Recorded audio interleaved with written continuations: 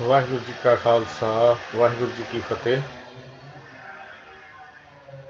ਇੱਕ ਓੰਕਾਰ ਸਤਨਾਮ ਕਰਤਾ ਪੁਰਖ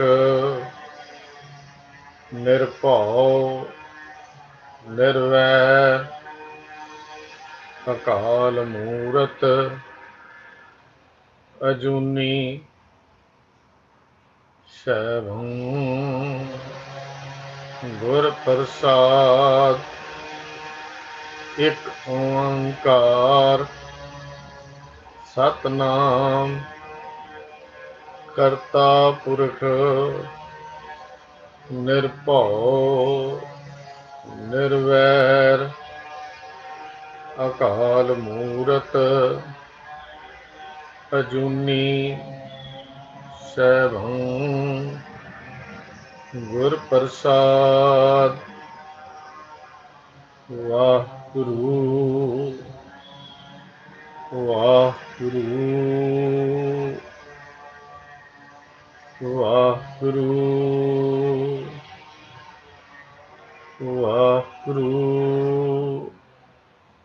ਵਾਹਿਗੁਰੂ ਵਾਹਿਗੁਰੂ ਵਾਹਿਗੁਰੂ ਵਾਹਿਗੁਰੂ।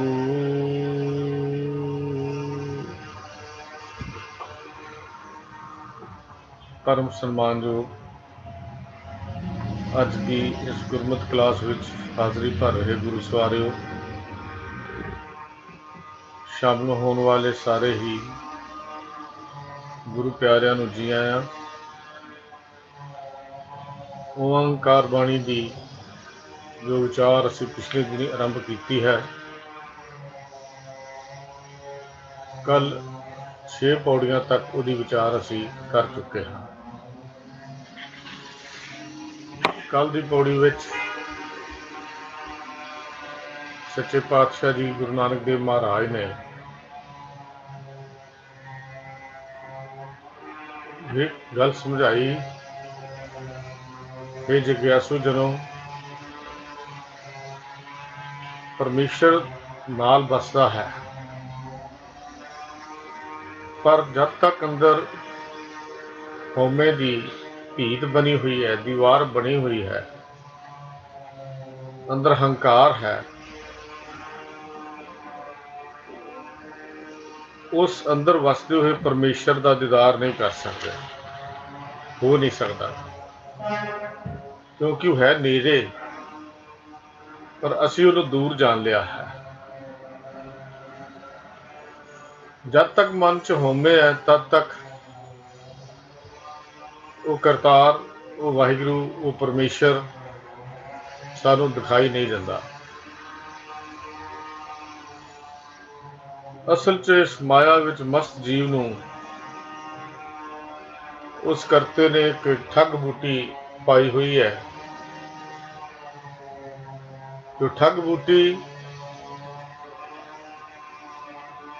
ਇਨਸਾਨ ਚਸਕੇ ਲੈ ਕੇ, ਸਵਾਦ ਲੈ ਕੇ, ਉਹਦੀ ਲਾਲਚ ਵਿੱਚ, ਲੋਭ ਵਿੱਚ ਧਰਤੀ ਦੀ ਗੁਲਾਮੀ, ਧਿਰ ਦੀ ਮੁਹਤਾਜੀ ਕਰਦਾ, ਅਸਲ ਵਿੱਚ ਦੁਨੀਆ ਵਿੱਚ ਖਾਲੀ ਚਲਾ ਜਾਂਦਾ ਹੈ। ਪਰਮੇਸ਼ਰ ਦੇ ਦਰ ਘਰ ਦੀ ਸੋਝੀ ਨਹੀਂ ਹੋ ਸਕਦੀ। ਬਸ ਉਹਦੇ ਜੀਵਨ ਵਿੱਚ ਉਦਾਸੀ ਹੀ ਉਦਾਸੀ ਹੈ, ਉਹਦੇ ਜੀਵਨ ਵਿੱਚ ਖੇੜਾ ਨਹੀਂ ਆ ਸਕਦਾ। ਐਸਾ ਅੰਦਰ ਉਦਾਸੀ ਛਾਈ ਰਹਿੰਦੀ ਹੈ, ਜਿਸ ਉਦਾਸੀ ਕਰਕੇ ਉਹ ਜੀਵਨ ਮਨੁੱਖ ਨੂੰ ਸਮਝ ਨਹੀਂ ਸਕਦਾ। ਕਿਉਂਕਿ ਇਹ ਲਾਲਚ ਨੇ, ਇਹ ਧਿਰ ਦੀ ਗੁਲਾਮੀ ਨੇ ਇਨਸਾਨ ਨੂੰ ਆਪਣੇ ਇਖਲਾਕ ਤੋਂ ਗੇਰ ਦਿੱਤਾ ਹੈ, ਸੁੱਟ ਦਿੱਤਾ ਹੈ। ਗੁਰੂ ਪਾਤਸ਼ਾਹ ਜੀ ਗੁਰਬਾਣੀ ਵਿੱਚ ਵੀ ਇਹ ਗੱਲ ਕਹਿੰਦੇ ਨੇ, ਉਹ ਬੰਦਿਆ ਛਾੜ ਵਿਡਾਨੀ ਤਾਤ ਮੂੜੇ, ਇਹਾਂ ਵਸਣਾ ਰਾਤ ਮੂੜੇ। ਉਹ ਬੰਦਿਆ ਕਿਉਂ ਭੁਲੇਖੇ ਵਿੱਚ ਹੈ, ਕਿਉਂ ਭੁਲੇਖੇ ਵਿੱਚ ਹੈ। ਕਿਸੇ ਦੀ ਆਸ, ਕਿਸੇ ਵੱਲ ਹੱਥ ਅੱਡਣਾ, ਕਿਸੇ ਤੇ ਭਰੋਸਾ ਰੱਖਣਾ ਛੱਡ ਦੇ। ਭਰੋਸਾ ਉਸ ਨਿਰੰਕਾਰ ਤੇ ਰੱਖ ਜੋ ਸਾਰਿਆਂ ਦਾ ਦਾਤਾ ਹੈ। ਤੇ ਜੇ ਤੂੰ ਭਰੋਸਾ ਇਸ ਦੁਨੀਆ ਤੇ ਰੱਖੇਗਾ, ਇਹ ਮਾਇਆ ਵਿੱਚ ਮਸਤ ਲੱਭ ਲੋਲ ਹੰਕਾਰ ਕੀ ਮਾਤੀ ਦੇ ਵਿੱਚ ਫਸਿਆ ਹੋਇਆ ਹੈ। ਤੇ ਸਾਹਿਬ ਜੀ ਕਹਿੰਦੇ ਮਾਇਆ ਕੇ ਮਾਤੇ ਤੈਂ ਉੱਠ ਚੱਲਣਾ। ਮਾਇਆ ਵਿੱਚ ਮਸਤ ਹੋਏ ਇਸ ਸੁਪਨੇ ਦੀ ਦੁਨੀਆ ਵਿੱਚ ਜੀਉਣ ਵਾਲੇ ਰਾਹ ਚ ਰਿਓ ਤੂੰ ਸੰਗ ਸੁਪਨਾ। ਸੁਪਨੇ ਵਾਂਗੂ ਜਿਵੇਂ ਸੁਪਨੇ ਵਿੱਚ ਮਨੁੱਖ ਬਾਦਸ਼ਾਹ ਬਣ ਜਾਏ, ਰਾਜ ਤਖਤ ਤੇ ਬੈਠਾ ਹੁਕਮ ਚਲਾਉਂਦਾ ਹੋਵੇ, ਪਰ ਅੱਖ ਖੁੱਲੇ ਤਾਂ ਉਸੇ ਹੀ ਬਿਸਤਰੇ ਤੇ ਲੰਮਾ ਪਿਆ ਹੋਇਆ ਹੁੰਦਾ ਹੈ। ਸੁਪਨੇ ਦੀ ਦੁਨੀਆ ਭੁਲੇਖਿਆਂ ਦੀ ਦੁਨੀਆ ਹੈ। ਕਹਿੰਦੇ ਤੂੰ ਵੀ ਇਸ ਸੰਸਾਰ ਵਿੱਚ ਸੁਪਨਿਆਂ ਦੀ ਦੁਨੀਆ ਵਾਂਗੂ ਹੀ ਮਸਤ ਹੋਇਆ ਹੋਇਆ। ਲੱਭ ਲੋਭ ਕਰਕੇ ਤੈਨੂੰ ਉਸ ਦੀ ਕਦਰ ਨਹੀਂ ਪੈਂਦੀ। ਜੀਵਨ ਵਿੱਚ ਤੇਰਾ ਉਦਾਸੀ ਤੇ ਉਦਾਸੀ, ਹੋਕਾ ਤੇ ਹੋਕਾ ਹੀ ਰਹੇਗਾ। ਪਰ ਜਦੋਂ ਮਨੁੱਖ ਹਉਮੈ ਨੂੰ ਦੂਰ ਕਰਕੇ ਇੱਕ ਪਰਮੇਸ਼ਰ ਨੂੰ ਸਿਮਰਦਾ ਹੈ, ਉਦੋਂ ਫਿਰ ਉਹਦੀ ਪਰਮੇਸ਼ਰ ਨਾਲ ਜਾਣ ਪਛਾਣ ਬਣਦੀ ਹੈ, ਪਤਾ ਲੱਗ ਜਾਂਦਾ ਹੈ, ਸਮਝ ਆ ਜਾਂਦੀ ਹੈ। ਫਿਰ ਉਹਨੂੰ ਪਰਮੇਸ਼ਰ ਦੇ ਗੁਣਾਂ ਦੀ ਕਦਰ ਪੈਂਦੀ ਹੈ ਵੀ ਉਹਦੇ ਕਿਹੜੇ ਕਿਹੜੇ ਗੁਣ ਹਨ। ਆਮ ਮਨੁੱਖ ਤਾਂ ਪਰਮੇਸ਼ਰ ਦੀ ਹੋਂਦ ਮੰਨਣ ਤੋਂ ਇਨਕਾਰੀ ਹੈ, ਪਰ ਜਦੋਂ ਉਹਦੀ ਅੰਦਰੋਂ ਹਉਮੈ ਤੇ ਹੰਕਾਰ ਜਦ ਤੱਕ ਭਰਿਆ ਹੋਇਆ, ਉਦੋਂ ਤੱਕ ਮਨੁੱਖ ਪਰਮੇਸ਼ਰ ਦੀ ਹੋਂਦ ਮੰਨਣ ਤੋਂ ਇਨਕਾਰੀ ਹੈ। ਬਸ ਉਹਦੀ ਬਣਾਈ ਹੋਈ ਕੁਦਰਤ ਨੂੰ ਹੀ ਰੱਬ ਮੰਨ ਕੇ ਜਿਉਣਾ ਚਾਹੁੰਦਾ ਹੈ, ਜਦਕਿ ਕੁਦਰਤ ਰੱਬ ਨਹੀਂ ਹੈ, ਕਾਦਰ ਰੱਬ ਹੈ। ਕਾਦਰ ਸਰਬ ਸ਼ਕਤੀਮਾਨ ਹੈ।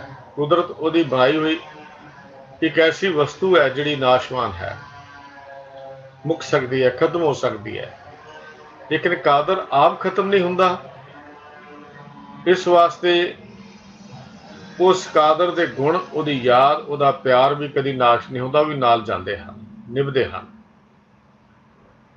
ਤੇ ਜਦੋਂ ਮਨੁੱਖ ਦੀ ਜਾਣ ਪਛਾਣ ਉਹਦੇ ਨਾਲ ਬਣ ਜਾਂਦੀ ਹੈ, ਉਦੋਂ ਫਿਰ ਉਹਦੇ ਗੁਣਾਂ ਦੀ ਸਮਝ ਆਉਂਦੀ ਹੈ। ਕਾਦਰ ਸਰਵ ਵਿਆਪਕ ਹੈ, ਕਾਦਰ ਸਾਰਿਆਂ ਦੀ ਰੱਖਿਆ ਕਰਨ ਵਾਲਾ ਹੈ, ਕਰਤਾਰ ਦਇਆਵਾਨ ਹੈ, ਕਰਤਾਰ ਰਿਜ਼ਕ ਦਾਤਾ ਹੈ, ਕਰਤਾਰ ਸਰਬ ਸੁੱਖਾਂ ਦਾ ਦੇਣ ਵਾਲਾ ਹੈ, ਕਰਤਾਰ ਸਾਡੀ ਜ਼ਿੰਦਗੀ ਦੇ ਹਰ ਮਨੋਰਥ ਨੂੰ ਸਮਝਦਾ ਹੈ, ਸਾਡੇ ਅੰਦਰ ਦੀਆਂ ਬਾਤਾਂ ਨੂੰ ਜਾਣਦਾ ਹੈ। ਇਹ ਉਹਦੇ ਗੁਣ ਹਨ ਪਰਮੇਸ਼ਰ ਦੇ। ਫਿਰ ਉਹਦੀ ਵਡਿਆਈ ਦੀ ਕਦਰ ਪੈਂਦੀ ਹੈ, ਗੁਣਾਂ ਦੀ ਕਦਰ ਪੈਂਦੀ ਹੈ। ਜਦੋਂ ਮਨੁੱਖ ਆਪਣੇ ਅੰਦਰੋਂ ਹੰਕਾਰ ਤੇ ਹਉਮੈ ਨੂੰ ਤਿਆਗ ਕਰਦਾ ਹੈ, ਜਦ ਤੱਕ ਗੁਣਾਂ ਦੀ ਕਦਰ ਨਹੀਂ ਪੈਂਦੀ, ਕਿਸੇ ਮਨੁੱਖ ਨੂੰ ਵੀ ਅਸੀਂ ਜਾਣਦੇ ਹੋਈਏ, ਤੇ ਜਦ ਤੱਕ ਉਹਦੇ ਬਾਰੇ, ਉਹਦੇ ਅੰਦਰਲੇ ਗੁਣਾਂ ਦਾ ਸਾਨੂੰ ਨਹੀਂ ਪਤਾ, ਅਸੀਂ ਉਹਦਾ ਪੂਰੀ ਤਰ੍ਹਾਂ ਭੇਦ ਨਹੀਂ ਪਾ ਸਕਦੇ। ਪਰਮੇਸ਼ਰ ਤਾਂ ਬਹੁਤ ਵੱਡੀ ਚੀਜ਼ ਹੈ। ਇਸ ਵਾਸਤੇ ਗੁਰੂ ਸਾਹਿਬ ਜੀ ਕੱਲ ਇਹ ਗੱਲ ਸਮਝਾਈ ਸੀ ਕਿ ਜਦੋਂ ਮਨੁੱਖ ਦੇ ਉਸ ਪਰਮੇਸ਼ਰ ਦੀ ਬੇਅੰਤਤਾ ਨੂੰ ਜਾਣ ਲੈਂਦਾ ਹੈ, ਪਛਾਣ ਲੈਂਦਾ ਹੈ, ਉਹਦੀ ਵਡਿਆਈਆਂ ਨੂੰ ਸਮਝ ਲੈਂਦਾ ਹੈ, ਉਹਦੇ ਗੁਣਾਂ ਨੂੰ ਸਮਝ ਲੈਂਦਾ ਹੈ, ਤਾਂ ਫਿਰ ਇਹ ਪਰਮੇਸ਼ਰ ਦੇ ਵਿੱਚ ਅਭੇਦ ਹੋ ਜਾਂਦਾ ਹੈ, ਲੀਨ ਹੋ ਜਾਂਦਾ ਹੈ। ਇਹ ਕੱਲ ਦੀ ਵਿਚਾਰ ਅਸੀਂ ਕੀਤੀ ਸੀ ਜੋ ਗੁਰੂ ਸਾਹਿਬ ਜੀ ਨੇ ਸਾਨੂੰ ਸਮਝਾਈ। ਅੱਜ ਅਸੀਂ ਅਗਲੀ ਪੌੜੀ ਤੋਂ ਵਿਚਾਰ ਆਰੰਭ ਕਰਦੇ ਹਾਂ। ਪੌੜੀ ਨੰਬਰ 7। ਏਕ ਆਚਾਰ ਰੰਗ ਇੱਕ ਰੂਪ, ਪੌਣ ਪਾਣੀ ਅਗਨੀ ਅਸਰੂਪ, ਏਕੋ ਭਵਰ ਭਵੈ ਤੈ ਲੋਏ, ਏਕੋ ਬੂਝੈ ਸੂਝੈ ਪਤ ਹੋਏ,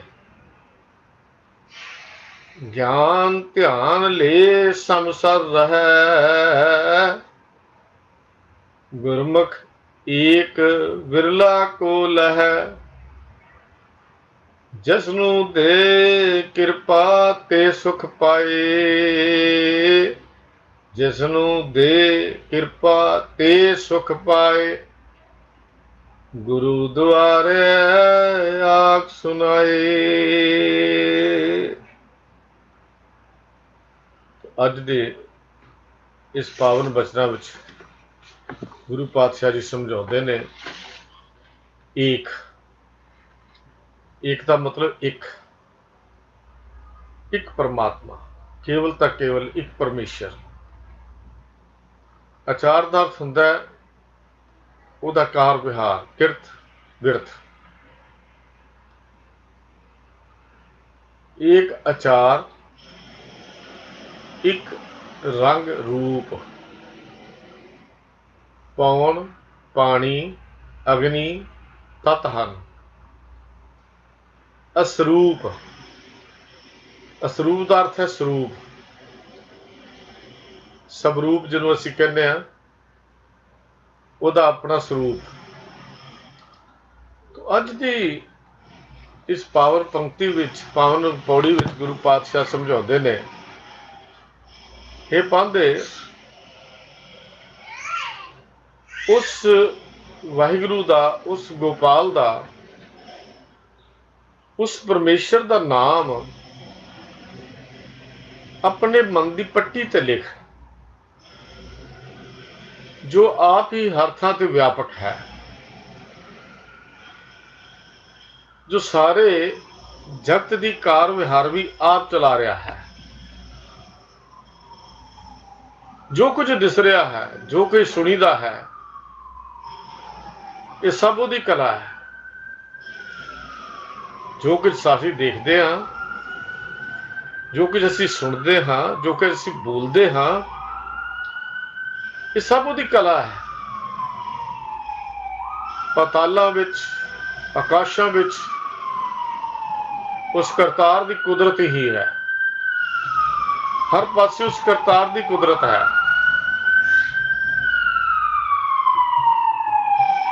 ਆਕਾਸ਼ ਪਤਾਲ ਹਰ ਥਾਂ ਤੇ ਉਹਦੀ ਕੁਦਰਤ ਵਸੀ ਹੋਈ ਹੈ। ਇਹ ਜਗਤ ਦਾ ਸਾਰਾ ਪਸਾਰਾ ਜੋ ਦਿਸ ਰਿਹਾ ਹੈ,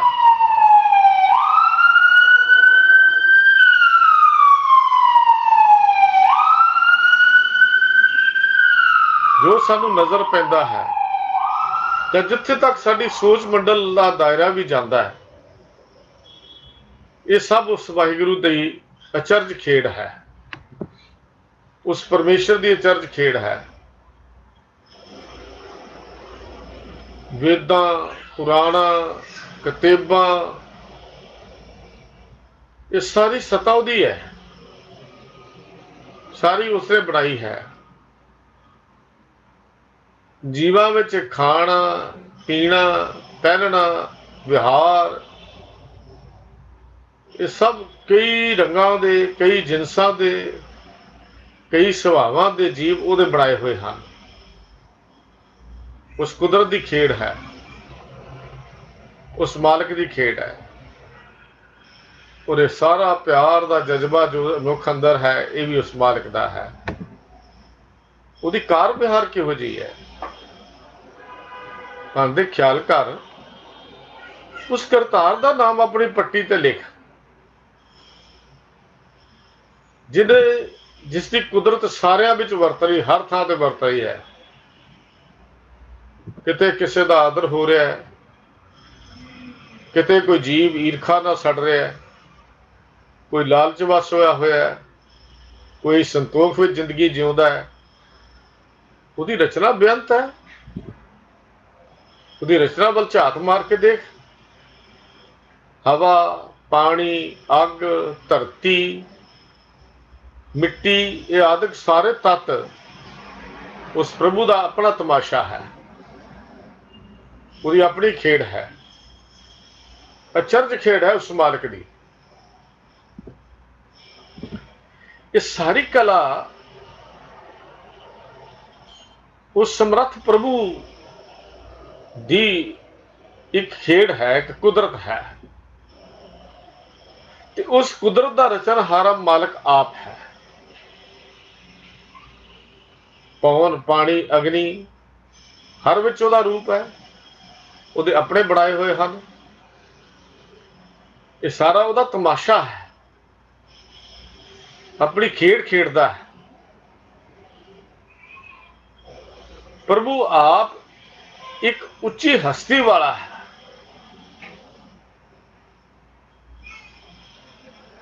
वो क्रिएटर है, बनाने वाला है। भांदे तू जेदा तू नाम लिखाना चाहुंदा है पट्टियां दे उत्ते, ये पत्थर दियां मूर्तियां विचों तेनू कुछ हासिल होने वाला नहीं। इस ओनम अखर इहदे लई ओंकार लफ्ज वरतना ये पांदे तेरी छोटी समझ का नतीजा है। ओंकार उहदे लई लिख, ओनम ओनू लिख, उस लिए इस्तेमाल कर जिहदे इन्ने गुण हैं, जो इन्ना वड्डा है, जो एक आचार रंग एक रूप है, जो संसार का रंग रूप अपने आप तो आप बनाउंदा है, आप प्रगट करता है, वह बनाया होया है, वह पसारा है। उस मालिक ने सारी कुदरत नू अपने इको हुक्म नाल रच के सबना की संभाल भी तो आप करता है, कारवार उही चलाउंदा। अजिहे बेअंत गुणा दे मालिक की याद की पट्टी लिख, तां ही उस परमेश्वर के घर विच प्रवान होईदा है। आसा की वार विच सतगुरु जी ने उहदी बेअंतता का जिक्र किया। कहते कुदरत दिसै, कुदरत सुनिए, कुदरत भौ सुखसार, कुदरत पाताली आकाशी, कुदरत सर्व आकार। पतालों विच, आकाशों विच, सारी सृष्टि विच कुदरत दे विच वो है, समाया हुआ है। कुदरत वेद पुराण कतेबा, कुदरत सर्व विचार, कुदरत खाना पीना पहन, कुदरत सर्व प्यार, कुदरत जाति जिनसी रंगी, कुदरत जी जहान, कुदरत नेकियां कुदरत बदियां, कुदरत मान अबमान उहदे हुक्म विच है। कुदरत पौन पानी बहसंतर, कुदरत धरती खाक, सब तेरी कुदरत, तू कादर करता पाकी नाही पाक, नानक हुक्मे अंदर वेखे वरते ताको ताक। उता सारा पसारा अपने हुक्म नाल कीता। ऐसे गोपाल दा, ऐसे मालिक दा, ऐसे धरती दे पालनहार दा नाम अपने मन की पट्टी ते लिख, जिसनों तू निरंकार कहना है, जिसनों तू ओंकार कहना है। ये पांदे उस ओंकार विचों तेनों कुछ मिलने वाला नहीं है। सच जो पट्टी लिखनी है, चाटड़ियां को लिखानी है, तो फिर यह कुछ लिख, केड़ी एक आचार रंग एक रूप, पौन पानी अग्नि, असरूप, असरूप का अर्थ दा स्वरूप, स्वरूप रूप।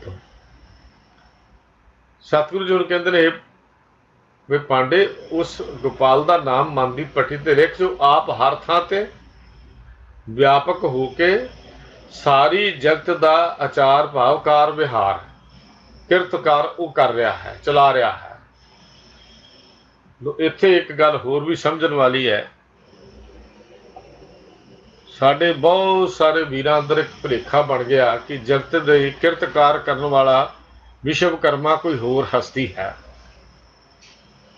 ख्याल करना, हुण इत्थे गल भी स्पष्ट हुंदी है कि विश्वकर्मा कोई वखरी ताकत नहीं, विश्व का कर्मा केवल एक परमेश्वर है। इस वास्ते ये भुलेखा मूर्तियां बना के असी जे पूजा करन लग पईए तो फिर गुरु के सिद्धांतां तो असी मुनक्कर हो जावांगे। गुरु जी ने सानू ये गल दी भी ओहदी किरत विरत करन वाला वो आप है, आप चला रहा है। एक आचार रंग एक रूप, उस संसार का सारा रूप रंग उन्हें अपने आप तो प्रगट किया है, ਉਹਦਾ ही बनाया होया है। दिसदा होया पसारा सब उसकी खेड़ है। तो सतगुरु जी कहते हैं पौन पानी जगत के ये तत्त जिहड़े हैं, हवा पानी अग, जिसका ये सारे उहदे अपने स्वरूप हैं, अपने बनाए हुए हैं।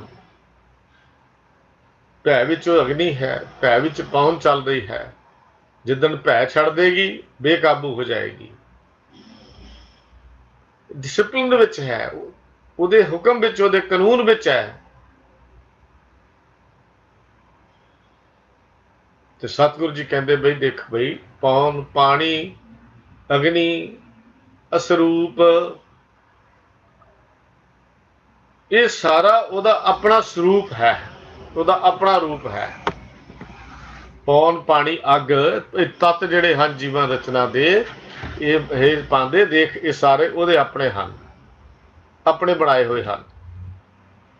ते ऐसे गोपाल का नाम अपने मन की पट्टी ते लिख, जिस गोपाल की जोत सारे जगत में ही पसर रही है,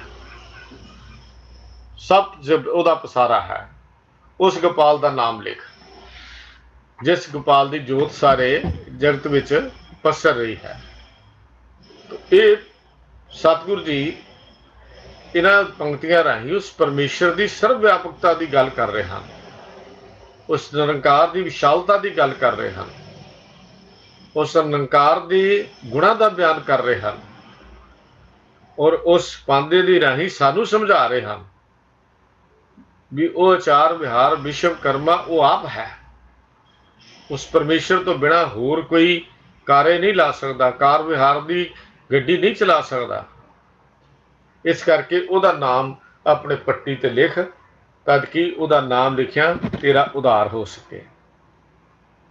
एक आचार रंग एक रूप, पौन पानी अग्नि असरूप उहदा अपना स्वरूप है, भाव इन्हां विच भी उहदा निवास है। एको भवर भवे तह लोए तिन लोक। जो मनुख परमेश्वर नूं जान लैंदा है, पछाण लैंदा है, कित्थे तिन्नां लोकां विच, भाव सारे जगत विच, सारे जगत विच जो पछाण लैंदा है, ये गल समझ लैंदा है कि एको बूझै सूझै पत होए। जिहड़ा एक नूं बुझदा है, जिहड़ा ये गल समझ आ जाती है कि पत दा अर्थ है आदर मान इज्जत, जदों ये गल समझ आ गई भी एक ही परमेश्वर सारे जगत विच वस रहा है, जिहदी जोत सारी जगह ते पसरी हुई है, जिहड़ा मनुख ये समझ लवे कि वह हर थां व्यापक है, वो हर चीज़ वेखदा है, हर चीज़ सुनदा है, साडे अंदर दीयां वेदनावां नूं भी जानदा है, जिसनूं हर थां ये व्यापक परमात्मा की गल समझ आ गई, विचार समझ आ गए। गुरु पातशाह जी जिहड़े विचार दिंदे, गुरु नानक देव महाराज सच्चे पातशाह जी कहण लगे, हे जो मनुख उस परमात्मा की सर्व व्यापकता की गल समझदा है, उन्होंने समझ आ गई है, वो फिर पत पाउंदा है, मान पाउंदा है, आदर पाउंदा है, सत्कार पाउंदा है। किहड़ा मनुख जिहड़ा एक नूं समझ लवे। गुरु पातशाह जी पंक्ति नहीं समझाते, एको बूझै सूझै समझ लवे ते लभ लवे। बुझना का अर्थ होंदा लभना। आपसे आप कहने भी आ गल लभ लै, बुझ लै, बुझ लै का अर्थ लभ लै। सूझे का अर्थ है समझ विच आ जानी। जिहनूं ये गल समझ आ गई, परमात्मा हर थां व्यापक है, हर थां दे उत्ते वसदा है, एको बूझे सूझे पत होए भाव उहदी इज्जत बनती है, मान मिलता है, ਉਹੀ ਮਨੁੱਖ ਪ੍ਰਵਾਨ ਹੈ, ਜਿਹਨੂੰ ਇਹ ਗੱਲ ਸਮਝ ਆ ਜਾਂਦੀ ਹੈ। ਇਹ ਪਾਂਦੇ, ਇਹ ਜਿਹੜਾ ਜਗਤ ਹੈ, ਇਹ ਜਿਹੜਾ ਸੰਸਾਰ ਹੈ, ਪ੍ਰਭੂ ਦੇ ਰਹਿਣ ਦੀ ਆਪਣੀ ਥਾਂ ਹੈ। ਉਹ ਸਾਰਿਆਂ ਵਿੱਚ ਲਗਾਤਾਰ ਇੱਕ ਰਸ ਵਸ ਰਿਹਾ ਹੈ। ਇਹ ਜਗ ਸੱਚੇ ਕੀ ਹੈ ਕੋਠੜੀ, ਸੱਚੇ ਕਾ ਵਿੱਚ ਵਾਸ। ਕੋਠੜੀ ਉਹਦੀ ਹੈ, ਰਹਿਣ ਦੀ ਜਗ੍ਹਾ ਹੈ, ਵਾਸਾ ਵੀ ਉਹਦਾ ਹੈ। ਆਪਣਾ ਘਰ ਹੋਣ ਕਰਕੇ, ਨਿਰੰਕਾਰ ਦਾ ਆਪਣਾ ਘਰ ਹੋਣ ਕਰਕੇ ਉਹਦਾ ਨਿਵਾਸ ਵੀ ਇਸੇ ਸੰਸਾਰ ਵਿੱਚ ਹੈ, ਕਿਉਂਕਿ ਸੱਚੇ ਕੀ ਕੋਠੜੀ ਹੈ। ਸਭ ਰਚਨਾ ਦਾ ਮੂਲ ਵੀ ਉਹ ਆਪ ਹੈ, ਸਾਰੀ ਰਚਨਾ ਦਾ ਮੂਲ ਵੀ ਆਪ ਹੈ। ਇਸ ਕਰਕੇ ਉਹਦੀ ਜੋਤ ਹੀ ਹਰ ਜਗ੍ਹਾ ਤੇ ਪਸਰ ਰਹੀ ਹੈ। ਆਪਾਂ ਵਚਨ ਪੜ੍ਹਦੇ ਹਾਂ, ਸਭ ਮੈਂ ਜੋਤ, ਜੋਤ ਹੈ ਸੋਏ, ਤਿਸ ਦਾ ਚਾਨਣ ਸਭ ਮੈਂ ਚਾਨਣ ਹੋਏ, ਪਰ ਗੁਰ ਸਾਖੀ ਜੋਤ ਪ੍ਰਗਟ ਹੋਏ। ਇਹ ਪਾਤੇ ਸਾਰੇ ਜੀਵਾਂ ਦੇ ਵਿੱਚ ਉਸ ਪ੍ਰਭੂ ਦੀ ਜੋਤੀ ਵਰਤ ਰਹੀ ਹੈ, ਜੁਗਤੀ ਵਰਤ ਰਹੀ ਹੈ। ਸਭ ਵਿੱਚ ਉਸ ਦੀ ਜੀਵਨ ਰੋ ਚੱਲਦੀ ਹੈ, ਸਭ ਨੂੰ ਉਹ ਚਲਾਉਂਦਾ ਹੈ। ਉਹ ਜੋਤ ਦਾ ਪ੍ਰਕਾਸ਼ ਨਾਲ ਸਾਰੇ ਜੀਵਾਂ ਨੂੰ ਚਾਨਣ ਵੀ ਆਪ ਦੇ ਰਿਹਾ ਹੈ। ਚਾਨਣ ਮਤਲਬ ਸੂਝ ਬੁਝ ਵੀ ਆਪ ਦਿੰਦਾ ਹੈ। ਜਿਹਨੂੰ ਇਹ ਗੱਲ ਸਮਝ ਆ ਗਈ ਵੀ ਇਹ ਸੂਝ ਮੇਰੀ ਨਹੀਂ, ਮਾਲਕ ਦੀ ਹੈ, ਉਹਦੀ ਦਿੱਤੀ ਹੋਈ ਹੈ। ਕਹਿੰਦੇ ਨੇ ਹੁੰਦਾ ਕਿਵੇਂ ਹੈ? ਇਹ ਜੋਤ ਦਾ, ਇਹ ਸੂਝ ਬੁਝ ਦਾ ਗਿਆਨ ਗੁਰੂ ਅਨੁਸਾਰੀ ਬਣ ਕੇ ਹੁੰਦਾ ਹੈ, ਗੁਰੂ ਸਾਖੀ, ਗੁਰੂ ਦੀ ਸਿੱਖਿਆ ਲੈ ਕੇ ਹੁੰਦਾ ਹੈ। ਇਹ ਗਿਆਨ ਤਾਂ ਮਿਲਦਾ ਹੈ। ਇਹ ਗੱਲ ਗੁਰੂ ਤੋਂ ਹੀ ਸਮਝ ਆਉਂਦੀ ਹੈ ਕਿ ਹਰੇਕ ਅੰਦਰ ਪਰਮਾਤਮਾ ਦੀ ਜੋਤ ਹੈ। ਗੱਲ ਕੇਵਲ ਗੁਰੂ ਸਮਝਾਉਂਦਾ ਹੈ, ਪਰ ਜਿਸ ਨੂੰ ਇਹ ਸਮਝ ਆ ਜਾਂਦੀ ਹੈ, ਸਤਿਗੁਰੂ ਜੀ ਕਹਿੰਦੇ ਨੇ ਏਕੋ ਬੂਝੈ ਸੂਝੈ ਪਤ ਹੋਏ, ਉਹਨੂੰ ਪਤ ਮਤਲਬ ਇੱਜ਼ਤ। ਗਿਆਨ ਧਿਆਨ ਲੈ ਸਮਸਰ ਰਹੇ, ਸਮਸਰ ਦਾ ਹੁੰਦਾ ਬਰਾਬਰ। ਗਿਆਨ ਦਾ ਅਰਥ ਹੈ ਜਾਣ ਪਛਾਣ, ਉਹਦੇ ਬਾਰੇ ਗਿਆਨ ਹੋ ਜਾਣਾ। ਮੇਰੇ ਬਾਰੇ ਗਿਆਨ ਲੈਣਾ, ਮੇਰੀ ਜਾਣ ਪਛਾਣ, ਮੇਰੇ ਗੁਣਾਂ ਦੇ ਸਭ ਚੀਜ਼ਾਂ ਦੀ ਸਮਝ ਆ ਗਈ। ਗਿਆਨ ਵੀ ਸਾਨੂੰ ਉਹਦਾ ਗਿਆਨ ਹੋ ਗਿਆ, ਭਾਵ ਉਹਦੇ ਨਾਲ ਸਾਡੀ ਜਾਣ ਪਛਾਣ ਹੋ ਗਈ, ਸਾਨੂੰ ਉਹਦੇ ਬਾਰੇ ਸਮਝ ਆ ਗਈ। ਧਿਆਨ ਹੁੰਦਾ ਸੁਰਤ ਵਿੱਚ ਟਿਕ ਜਾਣਾ। ਧਿਆਨ ਦਾ ਅਰਥ ਹੈ ਸੁਰਤ ਵਿੱਚ ਟਿਕ ਜਾਣਾ, ਸਾਡੇ ਅੰਦਰ ਵਸ ਜਾਣਾ। ਗਿਆਨ ਧਿਆਨ ਲੈ ਸਮਸਰ ਰਹੇ, ਸਮਸਰ ਹੁੰਦਾ ਬਰਾਬਰ, ਮੈਦਾਨ, ਪੱਧਰਾ, ਜੀਵਨ ਦੇ ਰਸਤੇ ਵਿੱਚੋਂ। ਪੱਧਰਾ ਕੌਣ ਹੈ? ਜਿਹਦੇ ਵਿੱਚ ਹੰਕਾਰ ਨਹੀਂ ਹੈ, ਹਉਮੈ ਰਹਿਤ, ਜਿਹੜਾ ਕਦੀ ਉੱਚੀਆਂ ਉਡਾਰੀਆਂ ਨਹੀਂ ਮਾਰਦਾ ਤੇ ਕਦੀ ਥੱਲੇ ਰਸਾਤਲ ਵਿੱਚ ਨਹੀਂ ਡਿੱਗਦਾ। ਜਿਹੜਾ ਹੰਕਾਰ ਹੈ ਉਹ ਤਾਂ ਇਹ ਗੱਲ ਨੂੰ ਮੰਨਦਾ ਹੀ ਨਹੀਂ। ਉਹਦੇ ਅੱਗੇ ਤਾਂ ਹੋਰ ਗੱਲ ਹੀ ਬੜੀ ਕਮਾਲ ਦੀ ਹੈ। ਉਹ ਕਹਿੰਦਾ ਮੈਂ ਹੀ ਮਾਰਦਾ ਹੂੰ, ਮਾਰੂ ਹੂੰ, ਬੰਧੂ ਛੋੜੂ, ਮੁਖਤ ਏਬ ਬਾੜੇ। ਲੈ ਮੇਰੀ ਧਰਤੀ ਤੇ ਕੋਈ ਪੈਰ ਰੱਖ ਕੇ ਤਾਂ ਦੇਖੇ, ਮੇਰੀ ਜ਼ਮੀਨ ਤੇ ਵੜ ਕੇ ਤਾਂ ਦੇਖੇ। ਕੌਣ? ਹਉਮੈ ਵਾਲਾ, ਹੰਕਾਰ ਦੀਆਂ ਉਚਾਈਆਂ ਤੇ ਚੜਿਆ ਹੋਇਆ ਬੰਦਾ। ਸਮਸਰ ਨਹੀਂ ਹੈ, ਸਮਸਰ ਬਰਾਬਰ ਹੈ, ਉਹਦੇ ਚ ਹੰਕਾਰ ਨਹੀਂ ਹੈ, ਬਿਲਕੁਲ ਪੱਧਰੀ ਧਰਤੀ ਵਰਗਾ ਹੈ। ਉਹਨੇ ਮਨ ਮੈਦਾਨ ਕਰ ਦਿੱਤਾ ਹੈ, ਟੋਏ ਟਿੱਬੇ ਲਾ ਦਿੱਤੇ ਹਨ ਮਨ ਦੇ ਵਿੱਚੋਂ। ਜਿੰਨੀ ਦੇਰ ਤੱਕ ਮਨ ਵਿੱਚ ਟੋਏ ਤੇ ਟਿੱਬੇ ਹਨ, ਉਨੀ ਦੇਰ ਤੱਕ ਨਿਰੰਕਾਰ ਦੇ ਦੀਦਾਰ ਨਹੀਂ ਹੁੰਦੇ, ਨਿਰੰਕਾਰ ਨਾਲ ਸਾਂਝ ਵੀ ਨਹੀਂ ਪੈਂਦੀ। ਤੇ ਸਤਿਗੁਰੂ ਜੀ ਇੱਥੇ ਜਿਹੜੀ ਗੱਲ ਕਹਿੰਦੇ ਬਈ, ਜਿਹੜਾ ਮਨੁੱਖ ਗਿਆਨ ਧਿਆਨ ਲੈ ਸਮਸਰ ਰਹੇ, ਪਰ ਕੌਣ? ਅਗਲੀ ਪੰਕਤੀ ਚ ਨਾਲ ਹੀ ਦੱਸਤਾ, ਗੁਰਮੁਖ ਏਕ ਬਿਰਲਾ ਕੋ ਲਹੇ। ਕੋਈ ਬਿਰਲਾ ਮਨੁੱਖ, ਕੋਈ ਬਿਰਲਾ ਗੁਰੂ ਦੇ ਸਨਮੁਖ ਹੋਣ ਵਾਲਾ, ਗੁਰਮੁਖ ਗੁਰੂ ਦੇ ਸਨਮੁਖ ਹੋਣ ਵਾਲਾ। ਜਿਹੜਾ ਜਿਉਂ ਗੁਰੂ ਦੇ ਨਾਲ ਜੁੜਿਆ ਹੋਇਆ ਹੈ, ਜਿਹੜੇ ਗੁਰੂ ਦੇ ਉਪਦੇਸ਼ ਹਿਰਦੇ 'ਚ ਵਸਾਲੇ ਹਨ, ਜਿਹੜਾ ਅੰਦਰੋਂ ਵੀ ਨਿਰਮਲ ਹੈ, ਬਾਹਰੋਂ ਵੀ ਨਿਰਮਲ ਹੈ, ਗੁਰਮੁਖ ਏਕ ਵਿਰਲਾ ਕੋਈ ਵਿਰਲਾ,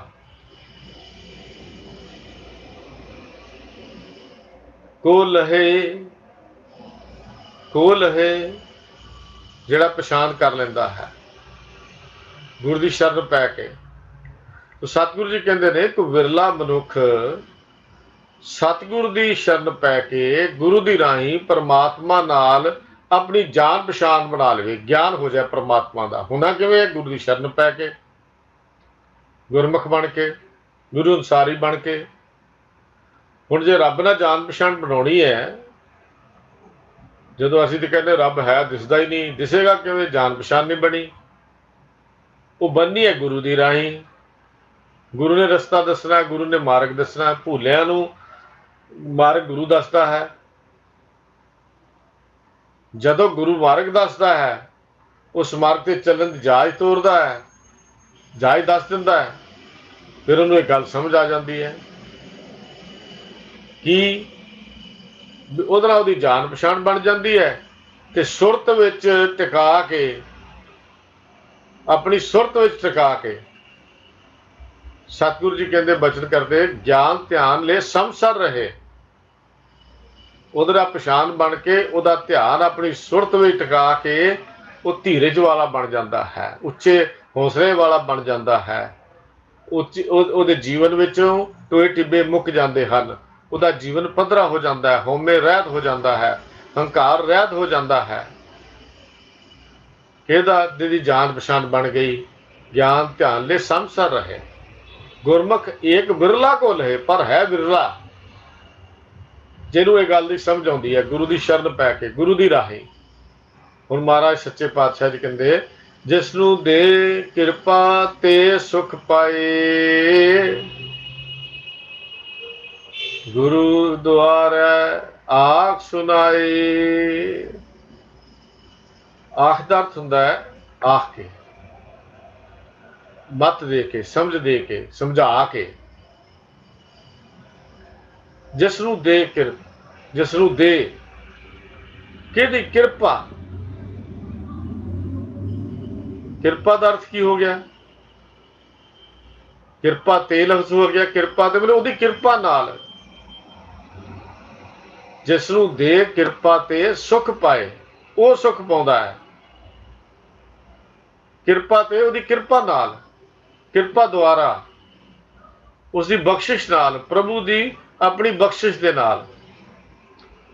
ਸਤਿਗੁਰੂ ਜੀ ਬਚਨ ਕਰਦੇ ਹਨ, ਵੇ ਪਾਂਦੇ, ਜਿਹੜਾ ਮਨੁੱਖ ਗੁਰੂ ਦੀ ਸ਼ਰਨ ਪੈ ਕੇ ਪਰਮਾਤਮਾ ਨਾਲ ਆਪਣੀ ਜਾਣ ਪਛਾਣ ਬਣਾ ਲੈਂਦਾ ਹੈ, ਗਿਆਨ ਬਣਾ ਲੈਂਦਾ ਹੈ, ਸੁਰਤ ਵਿੱਚ ਫਿਰ ਉਹਨੂੰ ਟਿਕਾ ਲੈਂਦਾ ਹੈ, ਉੱਚੇ ਧੀਰਜ ਵਾਲੇ ਜੀਵਨ ਵਾਲਾ ਬਣ ਜਾਂਦਾ ਹੈ, ਬਣਦਾ ਹੈ। ਅਜਿਹਾ ਮਨੁੱਖ, ਫਿਰ ਉਹਦਾ ਜ਼ਿਕਰ ਚੱਲਿਆ ਆ ਰਿਹਾ, ਕਿਹੜਾ? ਅਜਿਹਾ ਮਨੁੱਖ ਉਸ ਪਰਮਾਤਮਾ ਨੂੰ ਪ੍ਰਾਪਤ ਕਰ ਲੈਂਦਾ ਹੈ, ਉਸ ਪਰਮਾਤਮਾ ਨੂੰ ਪਾ ਲੈਂਦਾ ਹੈ, ਇੱਕ ਪਰਮਾਤਮਾ ਨੂੰ। ਫਿਰ ਕੀ ਕਰਦਾ ਹੈ? ਫਿਰ ਪਰਮਾਤਮਾ ਗੁਰੂ ਦੀ ਰਾਹੀਂ ਉਸ ਦੀ ਸਰਵ ਵਿਆਪਕਤਾ ਦਾ ਉਪਦੇਸ਼, ਵੀ ਉਹ ਸਰਵ ਵਿਆਪਕ ਹੈ, ਸਮਝ ਆ ਗਈ, ਉਸ ਮਨੁੱਖ ਨੂੰ ਸੁਣਾਉਂਦਾ ਹੈ ਗੁਰੂ।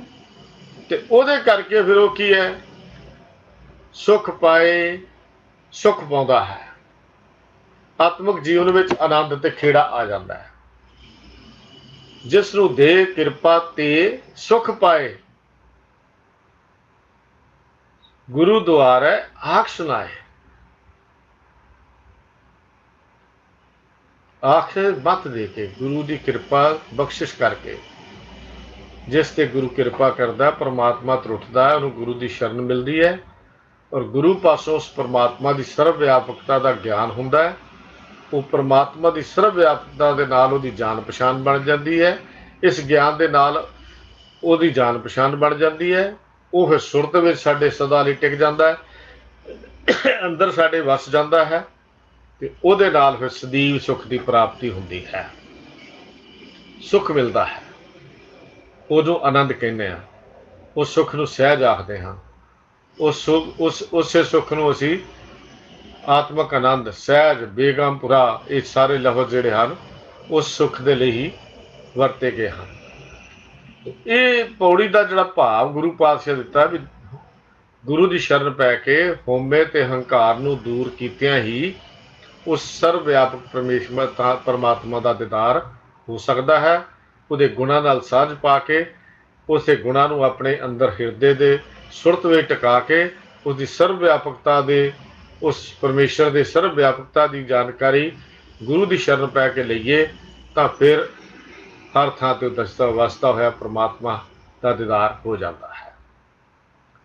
ਊਰਮ ਧੂਰਮ ਜੋਤ ਉਜਾਲਾ, ਤੀਨ ਭਵਨ ਮੈਂ ਗੁਰ ਗੋਪਾਲਾ, ਊਗਵਿਆ ਅਸਰੂਪ ਦਿਖਾਵੈ, ਕਰ ਕਿਰਪਾ ਆਪਣੇ ਘਰ ਆਵੈ, ਪੂਨਵ ਵਰਸੈ ਨਿਚਰ ਤਾਰਾ, ਉੱਤਮ ਸ਼ਬਦ ਸਵਾਰਨ ਹਾਰਾ, ਇਸ ਇੱਕ ਏਕਾ ਜਾਣੇ ਭਿਓ, ਆਪੇ ਕਰਤਾ ਆਪੇ ਦਿਓ।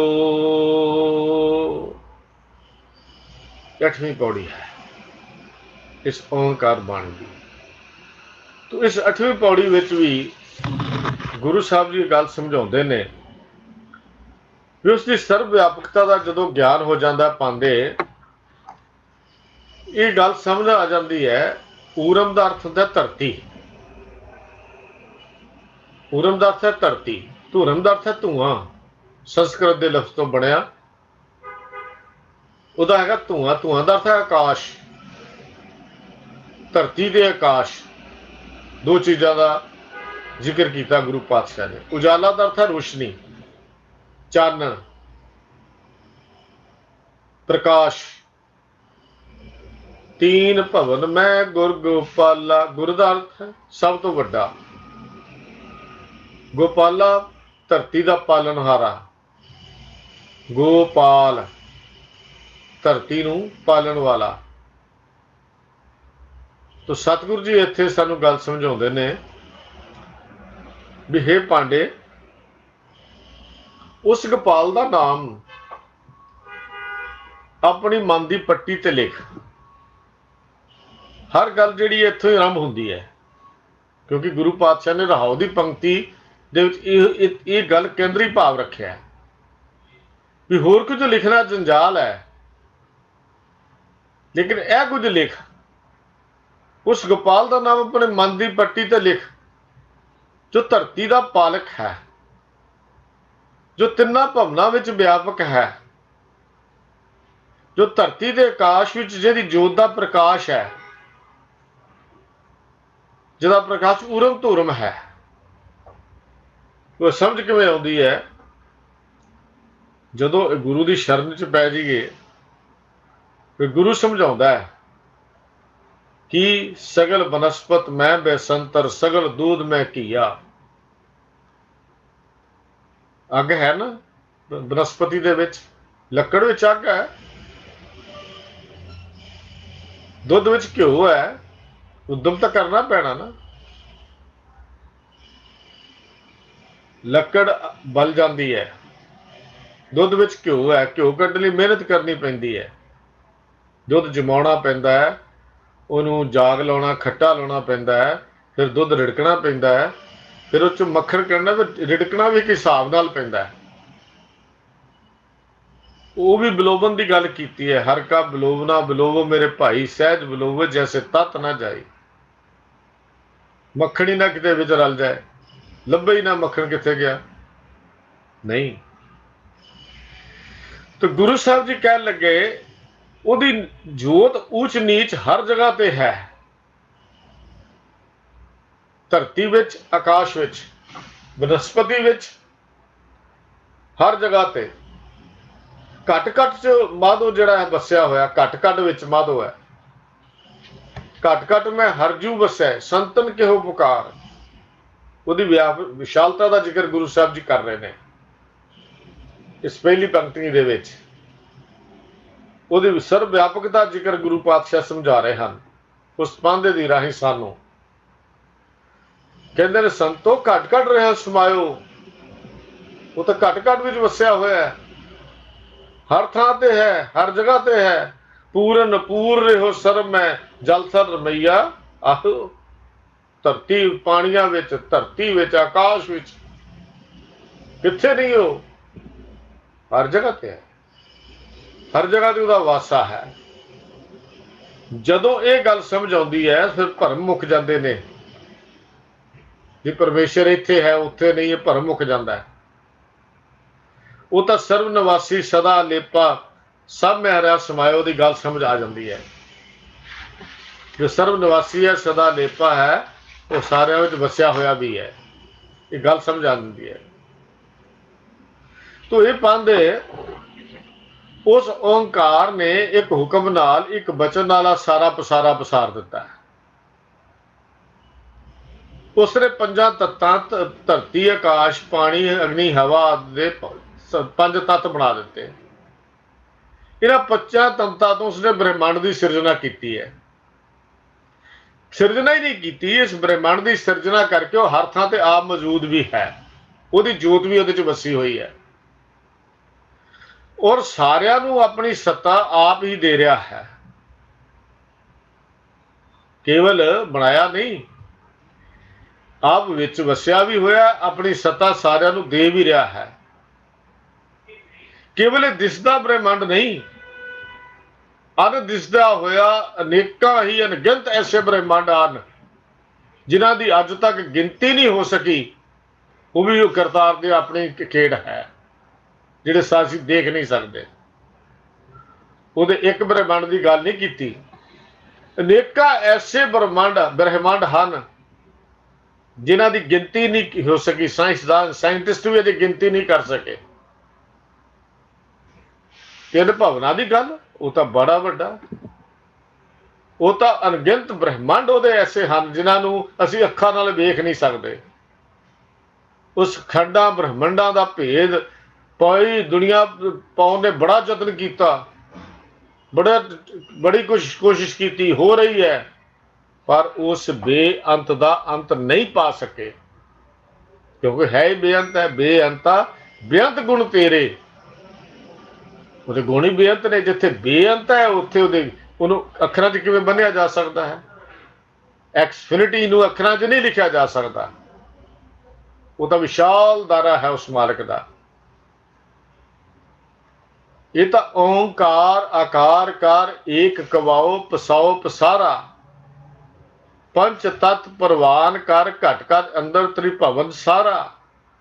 ਭਾਈ ਸਾਹਿਬ ਭਾਈ ਗੁਰਦਾਸ ਜੀ ਪਹਿਲੀ ਵਾਰ ਦੀ 4ਥੀ ਪੌੜੀ 'ਚ ਗੱਲ ਲਿਖਦੇ ਨੇ, ਓਂਕਾਰ ਆਕਾਰ ਕਰ, ਏਕੋ ਕਵਾਓ ਪਸਾਓ ਪਸਾਰਾ। ਇੱਕ ਹੁਕਮ ਨਾਲ ਸਾਰਾ ਪਸਾਰਾ ਬਣਾਇਆ, 3 ਭਵਨ। ਫਿਰ 5 ਤੱਤ ਪ੍ਰਵਾਨ ਕਰ, ਘਟ ਘਟ ਅੰਦਰ ਤ੍ਰਿਭਵਨ ਸਾਰਾ। 3 ਭਵਨਾਂ ਵਿੱਚ ਹਰ ਥਾਂ ਤੇ ਉਹਦੀ ਜੋਤ ਪਸਰ ਰਹੀ ਹੈ। ਕਾਦਰ ਕਿਸੇ ਨਾ ਲਖਿਆ, ਕੁਦਰਤ ਸਾਜ ਕੀਆ ਅਵਤਾਰਾ। ਇੱਕ ਦੂ ਕੁਦਰਤ ਲੱਖ ਕਰ, ਲੱਖ ਬੇਅੰਤ ਅਸੰਖ ਅਪਾਰਾ। ਇੱਕ ਕਈ ਕੁਦਰਤਾਂ, ਕਈ ਖਾਣੀਆਂ, ਕਈ ਬਾਣੀਆਂ, ਕਈ ਬ੍ਰਹਿਮੰਡ ਉਸ ਮਾਲਕ ਦੇ ਰਚੇ ਹੋਏ ਨੇ। ਰੋਮ ਰੋਮ ਵਿੱਚ ਰੱਖਿਓ ਨ ਕਰ ਬ੍ਰਹਿਮੰਡ ਕਰੋੜ ਸ਼ੁਮਾਰਾ। ਗਿਣਤੀ ਕੋਈ ਨਹੀਂ, ਸ਼ੁਮਾਰ ਬੇਸ਼ੁਮਾਰ ਉਹਦੇ ਬ੍ਰਹਿਮੰਡ ਹਨ। ਇੱਕ ਇਸ ਬ੍ਰਹਿਮੰਡ ਵਿੱਚ 10-10 ਕਰ ਅਵਤਾਰ ਉਤਾਰਾ। ਕੇਤੇ ਵੇਦ ਵਿਆਸ ਕਰ, ਕਈ ਕਿਤੇਬ ਮੁਹੰਮਦ ਯਾਰਾ। ਕੁਦਰਤ ਇੱਕ ਏਤਾ ਪਸਾਰਾ। ਉਹਦਾ ਪਸਾਰਾ ਇਹੋ ਜਿਹਾ ਹੈ,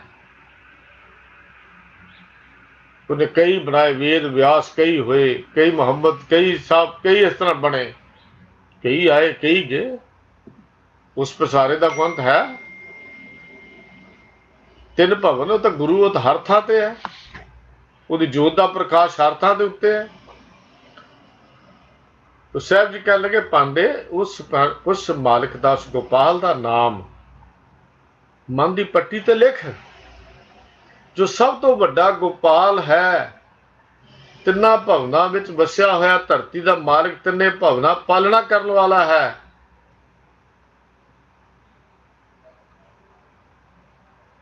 ਜੋਤ ਉਜਾਲਾ, ਧਰਤੀ ਆਕਾਸ਼ ਉਹਦੀ ਜੋਤ ਜਿਹੜੀ ਆ ਉਜਾਲਾ, ਉਹਦੀ ਆਪਣੀ ਜੋਤ ਪਸਰ ਰਹੀ ਹੈ। ਉਗਵਿਆ ਅਸਰੂਪ ਦਿਖਾਵੈ, ਉਗਵਿਆ ਦਾ ਅਰਥ ਹੈ ਪ੍ਰਗਟ ਹੋ ਕੇ ਆਪ, ਅਸਰੂਪ ਆਪਣਾ ਸਰੂਪ, ਦਿਖਾਵੈ ਉਹ ਗੋਪਾਲ, ਉਹ ਧਰਤੀ ਦਾ ਮਾਲਕ ਪਰਮੇਸ਼ਰ ਆਪਣੀ ਕਿਰਪਾ ਕਰਕੇ ਗੁਰੂ ਦੀ ਰਾਹੀਂ ਪ੍ਰਗਟ ਹੋ ਕੇ ਜਿਸ ਨੂੰ ਆਪਣੀ ਸਰਬ ਵਿਆਪਕ ਸਰੂਪ ਦੀ ਜਾਣਕਾਰੀ ਦੇ ਦਿੰਦਾ ਹੈ, ਦਿਖਾ ਦਿੰਦਾ ਹੈ, ਉਹ ਮਨੁੱਖ ਫਿਰ ਕਰ ਕਿਰਪਾ ਆਪਣੇ ਘਰ ਆਵੇ। ਆਪਣਾ ਘਰ, ਆਪਣਾ ਨਿੱਜ ਘਰ ਟਿਕ ਜਾਂਦਾ ਹੈ, ਉਹਦੀ ਭਟਕਣਾ ਮੁੱਕ ਜਾਂਦੀ ਹੈ, ਆਪਣੇ ਨਿੱਜ ਘਰ 'ਚ ਵਾਸਾ ਹੋ ਜਾਂਦਾ ਹੈ। ਕਰ ਕਿਰਪਾ ਆਪਣੇ ਘਰ ਆਵੇ, ਕਿਹੜਾ? ਜਿਹਨੂੰ ਪਰਮੇਸ਼ਰ ਗੁਰੂ ਦੀ ਰਾਹੀਂ ਆਪਣੇ ਸਰੂਪ ਦਾ ਦੀਦਾਰ ਕਰਾ ਦਿੰਦਾ ਹੈ, ਸਮਝ ਆ ਜਾਂਦੀ ਹੈ, ਜਿਹਦੀ ਸਮਝ ਦਾ ਦਾਇਰਾ ਵਿਸ਼ਾਲ ਹੋ ਜਾਂਦਾ ਹੈ। ਉਗਵਿਆ ਅਸਰੂਪ ਦਿਖਾਵੈ, ਉਗਵਿਆ ਅਸਰੂਪ ਦਿਖਾਵੈ, ਕਰ ਕਿਰਪਾ ਆਪਣੇ ਘਰ ਆਵੇ। ਆਪਣੇ ਘਰ, ਆਪਣੇ ਅੰਦਰ ਟਿਕਾਊ ਆ ਗਿਆ, ਟਿਕ ਗਿਆ, ਭਟਕਣਾ ਤੋਂ ਬਚ ਗਿਆ। तो जिस ते गुरु कृपा करे, गुरु रहमत करे, वो मनुख सहज विच आ जाता है, वो टिक जाता है। फिर पांडे ऐसे गोपाल का नाम पट्टी ते लिख जिहड़ा गुरु की राही मनुख की भटकना नूं खत्म करने वाला है। ऊनव वरसै निझर धारा, ऊनव, ऊनव का अर्थ होता है न्यू के, झुक के। ऊनव न्यू, थल्ले वाल नूं झुक जाना, ऊनव। तो ऊनव का अर्थ है झुकना, झुक जाना, न्यू के, झुक के, नेड़े आके।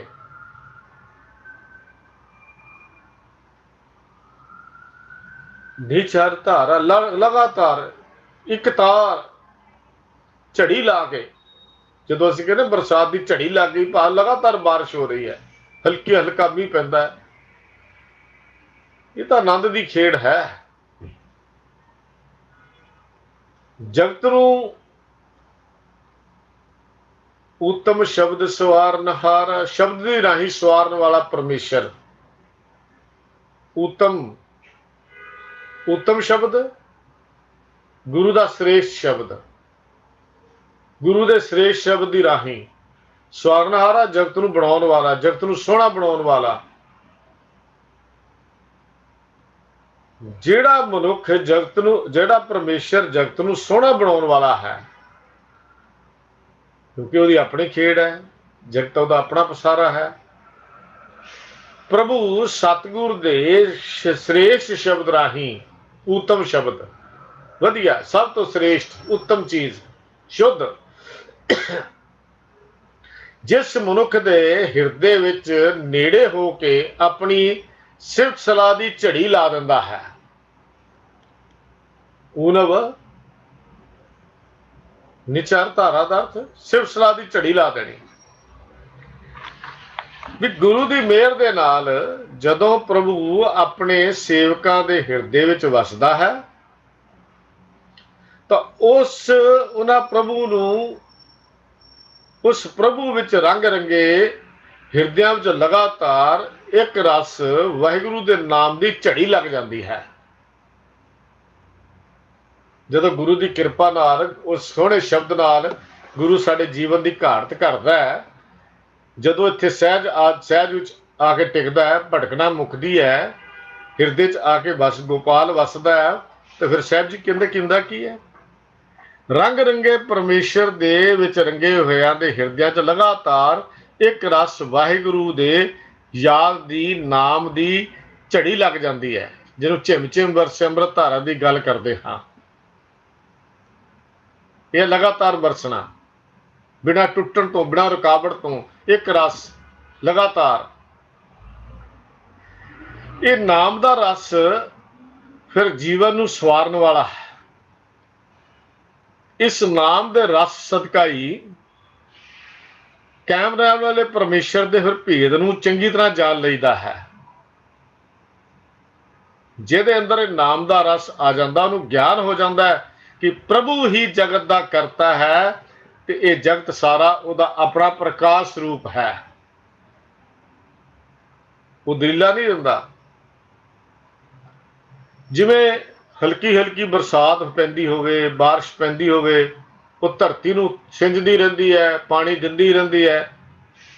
तिवें ही जदों आत्मक अडोलता की हालत विच नाम अमृत की धार सहजे सहजे वसदी है, सहजे सहजे वरदी है, तो मनुख का मन गुरु का शब्द सुन के प्रभु के गुणों की विचार करके उस अमृत धार नूं पींदा ही रहिंदा है, पींदा ही रहिंदा है, लगातार पींदा, रस मानदा रहिंदा है।